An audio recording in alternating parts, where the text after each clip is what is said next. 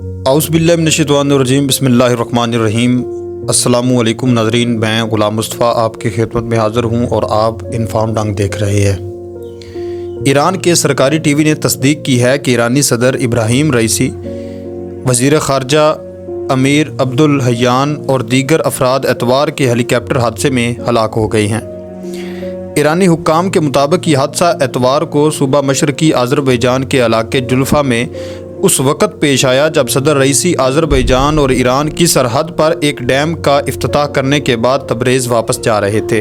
حادثے کا شکار ہونے والے ہیلی کاپٹر پر ایرانی صدر کے ہمراہ ملک کے وزیر خارجہ بھی سوار تھے۔ تو آئیے جانتے ہیں کہ ایران کے صدر ابراہیم رئیسی کون ہیں۔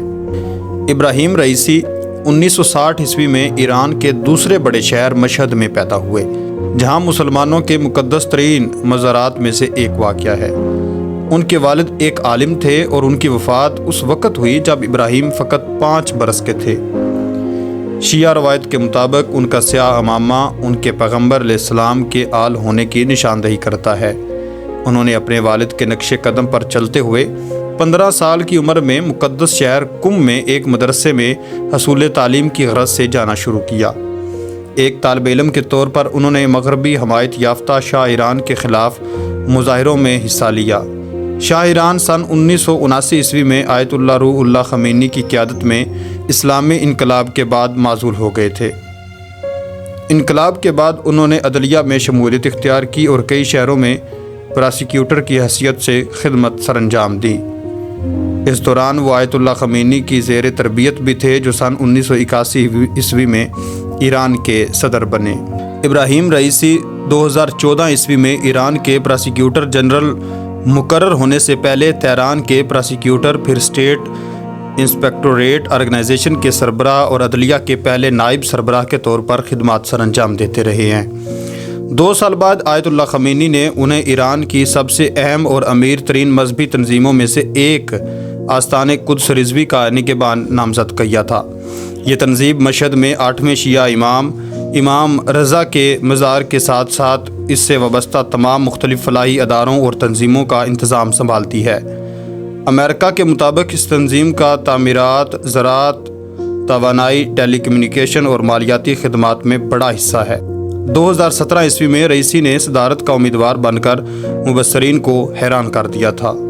2017 کے انتخابات میں حسن روحانی، جو ابراہیم کے ایک ساتھی عالم تھے، انہوں نے انتخابات کے پہلے مرحلے میں 57% ووٹ حاصل کر کے بھاری اکثریت سے دوسری مرتبہ کامیابی حاصل کر لی تھی۔ عدلیہ کے نائب سربراہ کے طور پر رئیسی نے خود کو ایک کرپشن مخالف جنگجو کے طور پر پیش کیا، مگر اس وقت کے صدر نے ان پر الزام عائد کیا کہ انہوں نے بدعنوانی سے نپٹنے کے لیے کچھ نہیں کیا۔ رئیسی سن 2017 کے الیکشن میں 38% ووٹوں کے ساتھ دوسرے نمبر پر آئے تھے۔ اس نقصان نے رئیسی کی چھبی کو داغدار نہیں کیا اور سن 2019 میں آیت اللہ خمینی نے انہیں عدلیہ کے سربراہ کے طاقتور عہدے پر نامزد کیا۔ اگلے ہی ہفتے وہ ماہرین کی اسمبلی کے ڈپٹی چیئرمین کے طور پر بھی منتخب ہوئے، جو کہ 88 رکنی علماء کا ادارہ ہے جو اگلے سپریم لیڈر کے انتخاب کے لیے ذمہ دار ہے۔ بحیثیت عدلیہ کے سربراہ رئیسی نے اصلاحات نافذ کیں، جس کی وجہ سے ملک میں منشیات سے متعلق جرائم کے لیے سزائے موت پانے اور پھانسی کی سزا پانے والوں کی تعداد میں کمی آئی۔ تاہم ایران اب بھی چین کے علاوہ کسی بھی دوسرے ملک کے مقابلے میں زیادہ لوگوں کو سزائے موت دینے والا ملک ہے۔ عدلیہ نے سیکورٹی سروسز کے ساتھ مل کر دوہری شہریت رکھنے والے ایرانیوں یا غیر ملکی مستقل رہائشیوں کے خلاف بھی کریک ڈاؤن جاری رکھا۔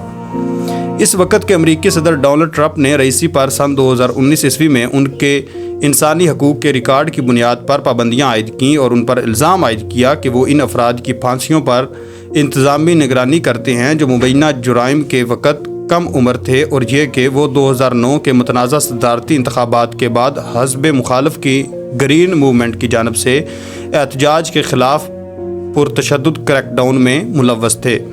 رئیسی کی نجی زندگی کے بارے میں بہت کم باتیں معلوم ہیں، سوائے اس کے کہ ان کی اہلیہ جمیلہ تہران کی شاہد بہشتی یونیورسٹی میں پڑھاتی ہیں اور ان کی 2 بالغ بیٹیاں ہیں۔ ان کے سسر آیت اللہ احمد علم الہدا ہیں، جو مشہد میں نماز جمعہ کی امامت کرتے ہیں۔ 2022 میں ایران کی حکومت کو بڑے پیمانے پر شروع ہونے والے احتجاجی مظاہروں نے ہلا کر رکھ دیا تھا۔ زان زندگی اور آزادی تحریک مہسا امینی نامی خاتون کی اخلاقی پولیس کی حراست میں ہلاکت کے بعد شروع ہوئی، جن پر درست طریقے سے حجاب نہ پہننے کا الزام تھا۔ اقوام متحدہ کے ایک فیکٹ فائنڈنگ مشن کے مطابق مہسا امینی کی ہلاکت جسمانی تشدد کی وجہ سے ہوئی تھی۔ ابراہیم رئیسی نے بطور صدر ملک میں احتجاج سے فیصلہ کن طریقے سے نپٹنے کا اعلان کیا تھا اور حکام نے طاقت کا بھرپور استعمال کیا۔ ایران کی جانب سے احتجاجی مظاہروں میں ہلاکتوں کے بارے میں سرکاری اعداد و شمار جاری نہیں کیے گئے ہیں، تاہم اقوام متحدہ کے مطابق 551 مظاہرین سیکیورٹی فورسز کے ہاتھوں ہلاک ہوئے، جن کی اکثریت گولیاں لگنے سے ہلاک ہوئی۔ ایرانی حکومت کا کہنا ہے کہ سیکیورٹی فورسز کے 75 اہلکار ہلاک ہوئے۔ ایران میں 20,000 مظاہرین کو حراست میں لیا گیا اور 9 نوجوانوں کو موت کی سزا دی گئی، جس کے بارے میں اقوام متحدہ کے مشن کا کہنا ہے کہ یہ سزائیں ایسے مقدمات کی بنیاد پر دی گئیں جن میں تشدد سے اعترافی بیانات حاصل کیے گئے تھے۔ اگرچہ مظاہروں کا سلسلہ تھم گیا، لیکن ایران میں حکومت اور حجاب قوانین کے خلاف عوامی خیالات پائے جاتے ہیں۔ بہت سی خواتین اور لڑکیاں عوامی مقامات پر سر ڈھانپے بغیر باہر نکلی ہیں اور ان کے اس عمل کو ایرانی پارلیمانی اور صدر ابراہیم رئیسی نے نئے قوانین اور کارروائیوں سے روکنے کی کوشش کی تھی۔ مارچ 2023 میں ابراہیم رئیسی کی حکومت نے پرانے حریف اور خطے کی سنی طاقت سعودی عرب سے حیران کن طور پر اختلافات کو حل کرنے پر آمادگی ظاہر کی، جس سے 7 سال قبل دونوں ممالک نے سفارتی تعلقات ختم کر دیے تھے۔ تاہم اس سال اکتوبر میں خطے میں تناؤ ایک بار پھر اس وقت بڑھ گیا جب حماس نے اسرائیل کے خلاف ایک بڑی کارروائی کی، جس کے جواب میں اسرائیل نے غزہ میں عسکری مہم کا آغاز کر دیا۔ اس وقت مشرق وسطیٰ میں ایرانی حمایت یافتہ مسلح گروہوں بشمول لبنانی حزب اللہ، یمنی حوثی باغی اور شام اور عراق میں موجود مختلف گروپوں نے اسرائیل کے خلاف حملوں میں یہ کہتے ہوئے اضافہ کر دیا تھا کہ وہ فلسطینی عوام سے اظہار یکجہتی کر رہے ہیں۔ اپریل میں یہ خدشہ پیدا ہوا کہ تنازع پورے خطے میں پھیل سکتا ہے جب ایران نے پہلی بار براہ راست اسرائیل پر حملہ کیا۔ اس سے قبل ایک مبینہ اسرائیلی حملے میں شام میں ایرانی سفارت خانے کو نشانہ بنایا گیا تھا، جس میں ایرانی قدس فورس کے کمانڈر ہلاک ہو گئے تھے۔ ابراہیم رئیسی نے اسرائیل کے خلاف 300 سے زیادہ ڈرون اور میزائل داغنے کے فیصلے کی حمایت کی تھی، تاہم اسرائیل نے مغربی اتحادیوں اور عرب ممالک کی مدد سے زیادہ تر کو مار گرایا تھا۔ اسرائیل نے ایرانی حملے کے جواب میں ایک ایرانی فضائی اڈے پر میزائل حملہ کیا تو ابراہیم رئیسی نے کہا کہ ایرانی حملے نے ہماری قوم کے آہنی عزم کو ثابت کر دکھایا ہے۔ اتوار کے دن ہیلی کاپٹر حادثے سے چند گھنٹے قبل ابراہیم رئیسی نے ایک بار پھر فلسطینیوں کے لیے ایرانی حمایت کا اعلان کیا تھا اور کہا تھا کہ فلسطین مسلم دنیا کا سب سے پہلا مسئلہ ہے۔ امریکہ اور اسرائیل کہاں تک لگتا ہے کہ ابراہیم رئیسی کی موت میں شامل ہیں؟ اپنی قیمتی رائے کا اظہار نیچے کمنٹ سیکشن میں لازمی کیجیے گا۔ اگر آپ لوگ مزید ایسی ویڈیوز دیکھنا چاہتے ہیں تو ہمارے ساتھ جڑے رہیں اور ہمارے اس چینل کو لازمی سبسکرائب کر لیں۔ نیکسٹ ویڈیو تک اللہ نگہبان۔